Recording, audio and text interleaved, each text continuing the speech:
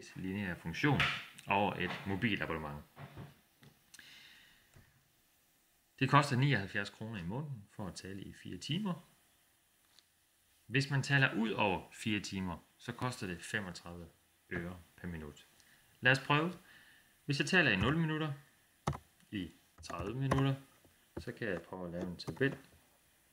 Få Excel til at lave punkterne for mig. Jeg viser, hvordan det skal se ud. Sådan. Hvis jeg taler i 0 minutter, så koster det 79 kroner. Og det må det også gøre indtil og med de 240 minutter. Når jeg har talt i 270 minutter, hvor meget har jeg så talt ekstra? Ja, jeg har talt 270 minus 240. Det giver 30 minutter. Jeg kopierer lige min formel hele vejen ned. Sådan. Så meget ekstra har jeg talt. Hvad koster det at tale 30 minutter ekstra? Ja, det må koste det felt her gange med 0,35. Sådan. Jeg kopierer lige feltet hele vejen ned. Så altså, hvis jeg har talt 270 minutter, må det koste det her ekstra plus min grundpris på 79 kroner, altså 89,5. Jeg klikker på feltet og kopierer det hele vejen ned. Nu har jeg altså mine støttepunkter her. Jeg markerer disse her punkter. Trykker kopier. Nu går jeg over i GeoGebra. Jeg tager lige min tegneflade, flytter den ned.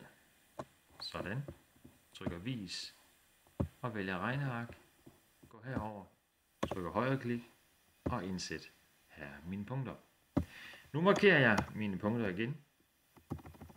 Her. Højre klikker og siger lav stykvis linje.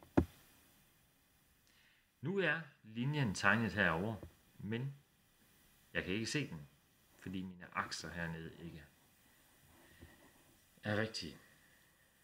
Jeg tager min mus, fører musen lige så stille hen over y-aksen. Nu bliver der en dobbeltpil.